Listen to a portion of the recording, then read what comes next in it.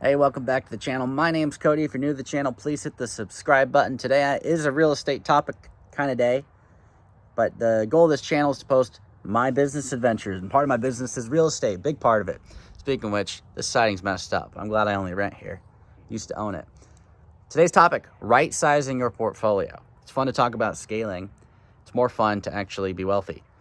And scaling is not always the correct answer. I got this topic idea from my buddy Dion, who came and visited. He came into town with his lady, and we looked around and actually walked some real estate.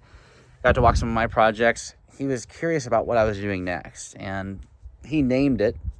He may not have coined it first, but he gave me the name of right-sizing. You do not always want to be scaling. If you're getting advice from people that only always scale, eventually they're gonna strike out. And depending on how big they strike out on some of their deals will determine if they go bankrupt or if they figure it out.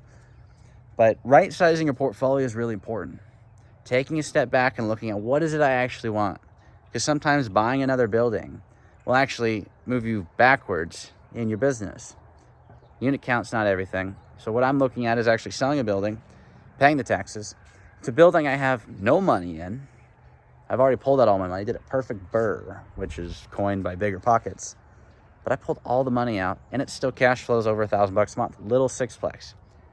Looking at selling it, paying the taxes, walking away with 6 figures after my taxable event, and throwing that into renovations on another building and holding some liquidity. The reason I want to share this is a lot of people are so focused on scaling, trying to look flashy, their unit count or their assets under management, or if they actually own the assets, their real estate portfolio size, however many millions they have.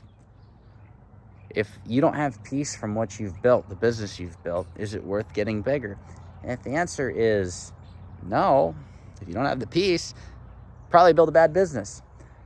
So as you scale, take a look, just look back at your portfolio and say, what could I off to add more peace to my universe? And for me, it's sixplex.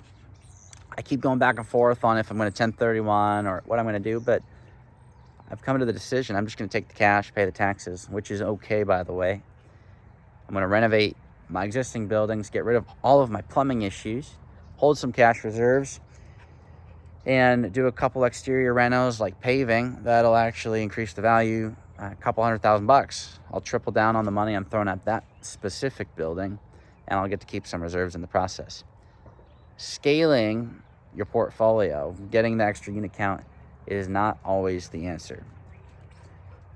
Having a stronger portfolio, a more stable portfolio that spits out more net income will always be the answer. Sometimes getting a stronger, more stable, higher cash flowing portfolio does mean you got to buy more stuff. Doesn't always, though. I'm going to increase my cash flow and decrease my expenses quite a bit in the process of offing 6 units. And while it might hurt your ego to get rid of some of your units and some of your assets, ego doesn't feed you and your family.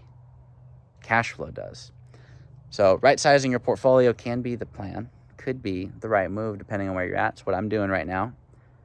And yeah, I still have over 100 units. I'm going to probably never dip below that again. But sometimes you got to go backwards to go forwards. So that's it for Cody Davis Business Adventures today. As always, I'll just share what I'm working on. It's what I'm working on now. Hershey joined us today. As always, he's usually here. But I appreciate the support, and I'll see everybody on Thursday.